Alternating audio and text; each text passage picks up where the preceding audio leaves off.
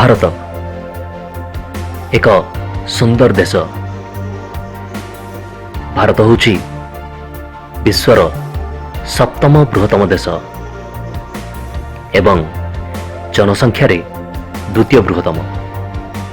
ଏହା ଏସିଆ ମହାଦେଶର ଦକ୍ଷିଣରେ ଅବସ୍ଥିତ।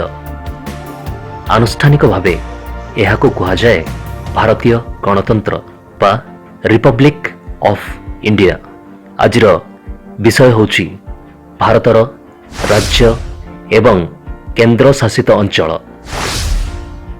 ଭାରତରେ 28ଟି ରାଜ୍ୟ ଏବଂ 8ଟି କେନ୍ଦ୍ର ଶାସିତ ଅଞ୍ଚଳ ରହିଛି। ସେଗୁଡ଼ିକ ହେଲା ଆନ୍ଧ୍ରପ୍ରଦେଶ, ଯାହାର ରାଜଧାନୀ ହାଇଦ୍ରାବାଦ; ଅରୁଣାଚଳ ପ୍ରଦେଶ, ରାଜଧାନୀ ଇଟାନଗର; ଆସାମ, ରାଜଧାନୀ ଦିସପୁର; ବିହାର, ରାଜଧାନୀ ପାଟନା; ଛତିଶଗଡ଼, ରାଜଧାନୀ ରାୟପୁର; ଗୋଆ, ରାଜଧାନୀ ପାନାଜୀ; ଗୁଜରାଟ, ରାଜଧାନୀ ଗାନ୍ଧୀନଗର; ହରିୟାଣା, ରାଜଧାନୀ ଚଣ୍ଡିଗଡ଼; ହିମାଚଳ ପ୍ରଦେଶ, ରାଜଧାନୀ ଶିମଲା; ଝାଡ଼ଖଣ୍ଡ, ରାଜଧାନୀ ରାଞ୍ଚି; କର୍ଣ୍ଣାଟକ, ରାଜଧାନୀ ବେଙ୍ଗାଲୁରୁ; କେରଳ, ରାଜଧାନୀ ତିରୁବନନ୍ତପୁରମ୍; ମଧ୍ୟପ୍ରଦେଶ, ରାଜଧାନୀ ଭୋପାଳ; ମହାରାଷ୍ଟ୍ର, ରାଜଧାନୀ ମୁମ୍ବାଇ; ମଣିପୁର, ରାଜଧାନୀ ଇମ୍ଫାଲ; ମେଘାଳୟ, ରାଜଧାନୀ ଶିଲଂ; ମିଜୋରାମ, ରାଜଧାନୀ ଏଜୱାଲ; ନାଗାଲାଣ୍ଡ, ରାଜଧାନୀ କୋହିମା; ଓଡ଼ିଶା, ରାଜଧାନୀ ଭୁବନେଶ୍ୱର; ପଞ୍ଜାବ, ରାଜଧାନୀ ଚଣ୍ଡିଗଡ଼; ରାଜସ୍ଥାନ, ରାଜଧାନୀ ଜୟପୁର; ସିକ୍କିମ, ରାଜଧାନୀ ଗ୍ୟାଙ୍ଗଟକ୍; ତାମିଲନାଡୁ, ରାଜଧାନୀ ଚେନ୍ନାଇ; ତେଲେଙ୍ଗାନା, ରାଜଧାନୀ ହାଇଦ୍ରାବାଦ; ତ୍ରିପୁରା, ରାଜଧାନୀ ଅଗରତାଲା; ଉତ୍ତରପ୍ରଦେଶ, ରାଜଧାନୀ ଲକ୍ଷ୍ନୌ; ଉତ୍ତରାଖଣ୍ଡ, ରାଜଧାନୀ ଦେହରାଦୁନ; ପଶ୍ଚିମବଙ୍ଗ, ରାଜଧାନୀ କୋଲକାତା। କେନ୍ଦ୍ରଶାସିତ ଅଞ୍ଚଳଗୁଡ଼ିକ ହେଲା ଆଣ୍ଡାମାନ ଏବଂ ନିକୋବର ଦ୍ୱୀପପୁଞ୍ଜ, ରାଜଧାନୀ ହେଲା ପୋର୍ଟ ବ୍ଲେୟର; ଚଣ୍ଡିଗଡ଼, ରାଜଧାନୀ ଚଣ୍ଡିଗଡ଼; ଦାଦ୍ରା ଓ ନଗର ହାଭେଲି ଏବଂ ଦମନ ଓ ଡିଉ, ରାଜଧାନୀ ଦମନ; ଦିଲ୍ଲୀ, ରାଜଧାନୀ ନୂଆଦିଲ୍ଲୀ;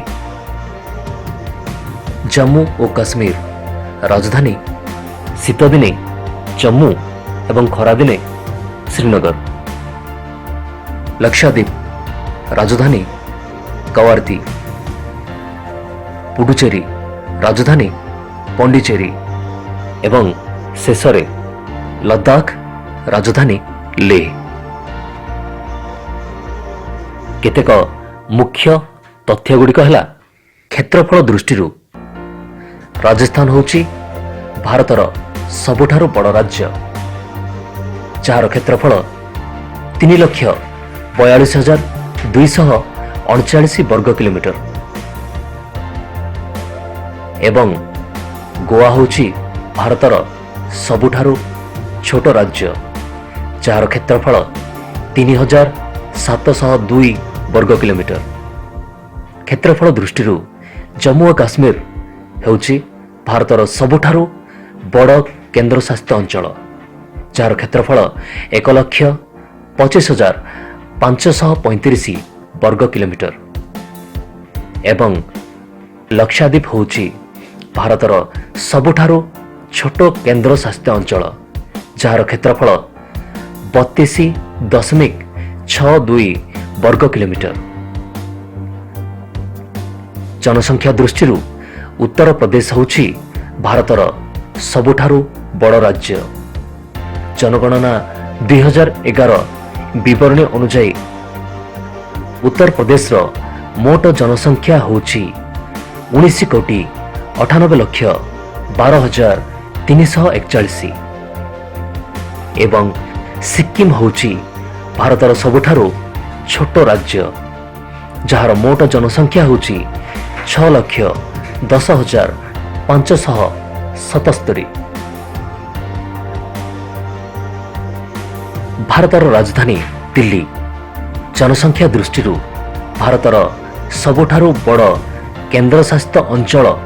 ଜନଗଣନା 2011 ବିବରଣୀ ଅନୁଯାୟୀ ଦିଲ୍ଲୀର ମୋଟ ଜନସଂଖ୍ୟା ହେଉଛି 1,87,87,941 ଏବଂ ଲକ୍ଷାଦ୍ୱୀପ ହେଉଛି ଭାରତର ସବୁଠାରୁ ଛୋଟ କେନ୍ଦ୍ରଶାସିତ ଅଞ୍ଚଳ, ଯାହାର ମୋଟ ଜନସଂଖ୍ୟା ହେଉଛି 64,473।